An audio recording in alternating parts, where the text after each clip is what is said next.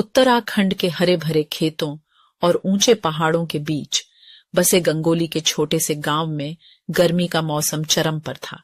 गांव के लोग अपने घरों की ठंडी छांव में शरण लिए हुए थे और भीषण गर्मी के खत्म होने का इंतजार कर रहे थे। लेकिन इस असहनीय गर्मी के बीच गंगोली में एक जगह ऐसी भी थी जो रेगिस्तान में नखलिस्तान की तरह चमकती हुई लग रही थी। गांव का तालाब, जिसे स्थानीय तौर पर गांव का तालाब के नाम से जाना जाता है, ऊंचे विलो पेड़ों और खिलते हुए कमल के फूलों से घिरा यह तालाब भीषण गर्मी से राहत दिलाने वाला एकमात्र सहारा था। जैसे ही सूरज आसमान में नीचे की ओर डूबता, गांव के लोग भीषण गर्मी से राहत पाने के लिए गांव का तालाब पर इकट्ठा हो जाते। अरे रामू, तुम्हें पता है क्या आज तापमान पूरे 50 डिग्री पर है? हमारे गांव में अगर ये तालाब ना होता तो गांव के सभी बच्चे और बूढ़े गर्मी से बहुत परेशान हो जाते। हाँ भाई हरिया, बात तो तुम ठीक ही कर रहे हो। इस तालाब से गांव वालों को बहुत फायदा है। खेतों की सिंचाई करने, नहाने, खाना बनाने, कपड़े धोने, इन सब कामों में इस तालाब का बहुत सहारा है। पुरुष काई से ढके किनारे पर बैठे थे और एक दूसरे से बातें कर रहे थे। ऐसी ही एक शाम, जब छायाएं लंबी हो रही थीं और सूरज पहाड़ों के पीछे डूब रहा था, अर्जुन नाम का एक युवक गांव के तालाब के किनारे बैठा विचारों में खोया हुआ था।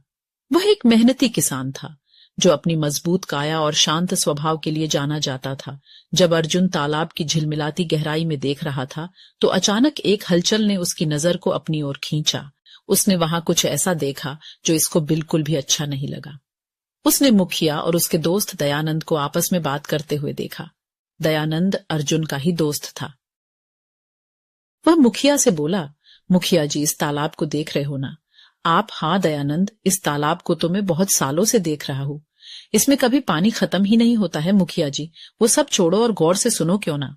हम इस तालाब पर कब्जा कर ले, फिर तालाब भी हमारा होगा और उसका पानी भी।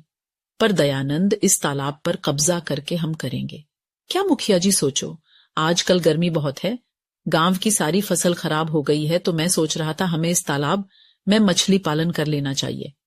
दयानंद की ये बात सुनकर मुझे बहुत अच्छा लगा। ठीक है दयानंद, इस तालाब में मछली पालन करेंगे। अर्जुन इन सब बातों को सुनकर बेचैन हो गया। वह जल्दी से गांव में गया और उसने मुखिया और दयानंद की सारी बातें गांव वालों को बता दी। अर्जुन बोला, काका, उन दोनों ने तालाब में मछली पालन की योजना बनाई है। हम गांव वालों को मिलकर ये सब होने से रोकना होगा। अगर उस तालाब में मछली पालन हुआ तो तालाब का सारा पानी अशुद्ध हो जाए। काका इस गांव में सबसे अनुभवी व्यक्ति थे। वह बोले, तुम चिंता ना करो अर्जुन, भगवान कोई ना कोई रास्ता निकाल ही देगा। भगवान पर भरोसा रखो। ये सब बातें चल ही रही थी कि काका को मुखिया का बुलावा आ गया। मुखिया ने गांव के सरपंच को भी इस काम के लिए मना लिया था। सरपंच की बैठक में सरपंच ने ये तालाब मुखिया को मछली पालन के लिए दे दिया। काका चुपचाप वहां से घर लौट आए। अर्जुन ने काका से पूछा। काका ने बैठक में जो हुआ वो सारा किस्सा अर्जुन को बता दिया। अर्जुन बोला, अब हमें ही कुछ करना होगा। इधर मुखिया और अर्जुन का दोस्त तालाब में मछली पालने की तैयारी में लगे हुए थे। अर्जुन ने उनको रोकने की एक योजना बनाई। अर्जुन एक महिला के पास गया। उसने उसको सारी कहानी बताई। महिला ने उसकी मदद करने की हामी भर दी। अर्जुन ने महिला को भूत बनने की एक्टिंग करने को कहा।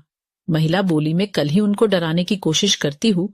अगली शाम को महिला उन दोनों को डराने के लिए भूत बनकर उनके पास चली गई और चुपके से बोली, मैं मीरा हूं, गांव का तालाब की संरक्षक आत्मा। उसकी आवाज बहुत भयानक थी। मैंने पीढ़ियों से इस तालाब की देखभाल की है, इसे नुकसान से बचाया है और इसे प्रचुरता से आशीर्वाद दिया है। ये सब बातें सुनकर मुखिया और अर्जुन का दोस्त बहुत डर गए थे। उन्होंने सोचा, उनसे बहुत बड़ी गलती हो गई है। वो अब कभी ऐसा काम नहीं करेंगे, ना ही उस तालाब के बारे में कुछ गलत बात सोचेंगे। उन्होंने आत्मा से कहा, अब हम दोबारा ये गलती नहीं करेंगे, हमें माफ कर दीजिए। मुखिया ने भरी बैठक में सब गांव वालों से माफी मांग ली और तालाब को और सुंदर बनाने का वादा भी किया। अर्जुन की इस चतुराई ने गांव के एकमात्र तालाब को बचा लिया था।